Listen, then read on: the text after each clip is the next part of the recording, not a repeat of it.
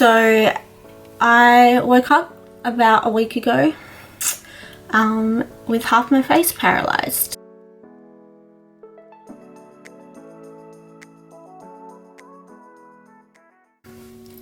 Hey guys, and welcome back to my channel. I haven't made a video in a while, for good reason, but yeah, I'm just going to give you guys a video about what's going on with me.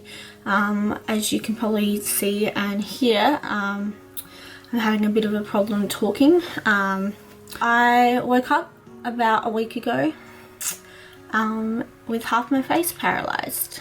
So everything on this half of my face doesn't work. It's an illness called Bell's palsy. This illness is very common, but it's not that common to have had multiple times, and it's not common to have as a child. I had it twice before I was even 11. Had it at 8 and at 10. This is my third time having it. It's believed that it's caused by a virus. A virus gets into your system and your body gets inflamed. The nerve in your face inflames and is unable to obviously function properly. So there's a nerve that kind of connects through here and down your face. It spreads out like this.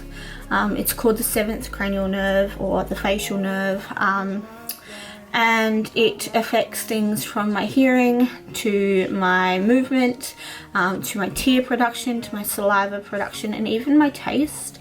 So at the moment I basically can't move my mouth on this side. I can't close my eye. My eye has my eyeball has regular movements, but I can't really like if I close my eye, that's what happens. I can't blink. I have like a ringing in my ear constantly, and loud noises are really hard for me in this ear at the moment. Everything's just kind of really loud. I can't taste on this half of my tongue, pretty much. Or this side of my mouth, it just feels very numb. It feels like when you've gone to the dentist and they've given you that like injection here and you've kind of got like a fat lip, and that's what it feels like. I can't like raise my eyebrow or anything. So a few of the movements they do to check that you have Bell's palsy is to smile. So this is what it looks like when I'm smiling at the moment. Obviously only this half of my face moves, so that's that. I can't raise my eyebrow on this side, so this is me raising both eyebrows, and this is me closing my eyes.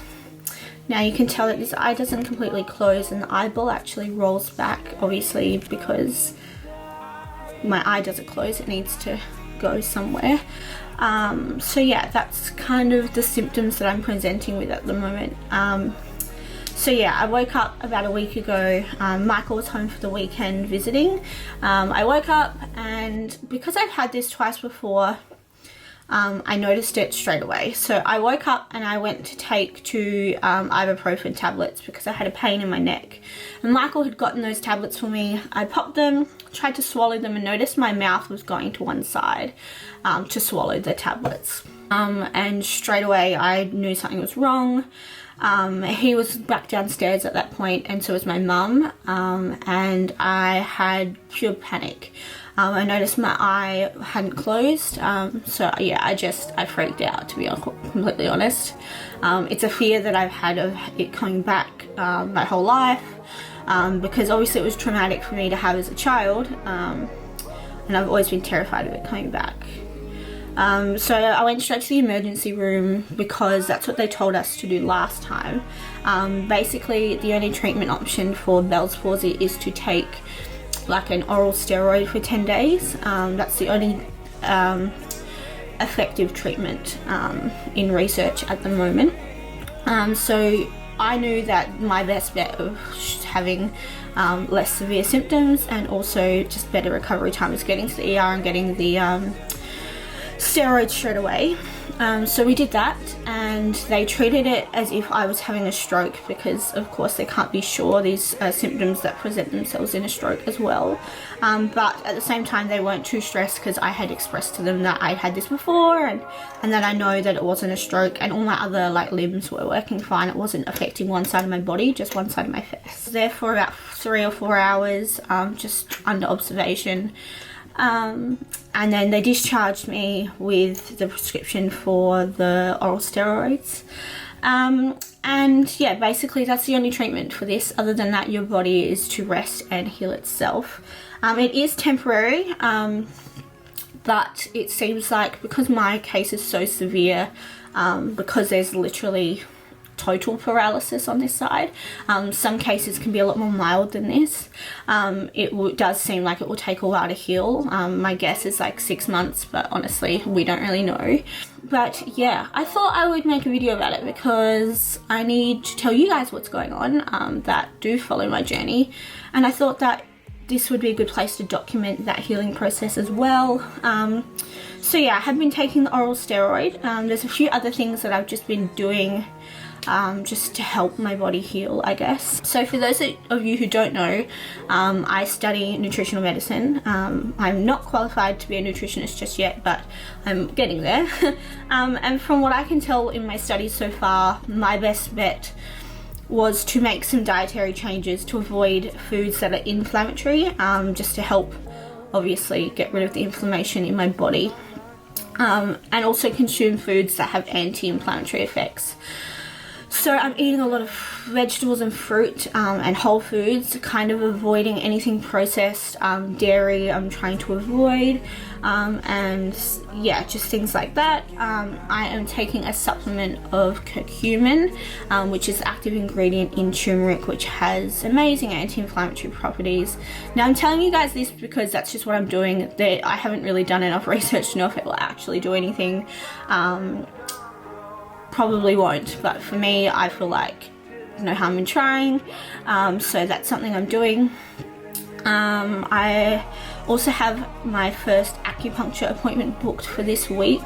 There are a lot of research that shows that acupuncture can be beneficial in some cases in shortening the recovery time, so I'm excited to try that.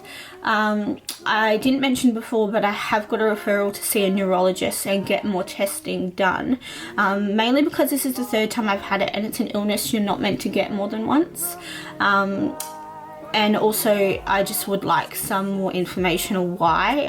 I'd like to know, is it caused by stress? If it's caused by stress, then I know, you know, I need to adjust my lifestyle. If it's caused by virus, then I know there's not much I can do. If there's something I could do to avoid this happening again in the future, I'd like to take that opportunity. So yeah, and yeah, so other than that, that's kind of what I'm doing. The neurologist has a 6-month wait on an appointment, which is tough, but you just got to do it. And yeah, other than acupuncture, I went and had Reiki done today.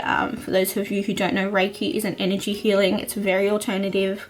It's not a medicine or healing approach by any means, but it did make me feel so much better about this whole thing. So if you'd like to know how my Reiki session went, I did pop it on Instagram, so check out my Instagram below. I did a whole story highlights on my Reiki session today, but I will be going back for a couple more sessions at least, because yeah, I really believe in the power of Reiki, and I think it had a really good effect on me today. Other than that, yeah, just small diet changes. I'm obviously resting a lot more, taking a lot more time off work. I have been rubbing peppermint oil along my nerve line. There is some research to suggest that that could help just ease the discomfort, but yeah, that's another thing I've been doing. And yeah, I guess that's all I really wanted to update you guys on.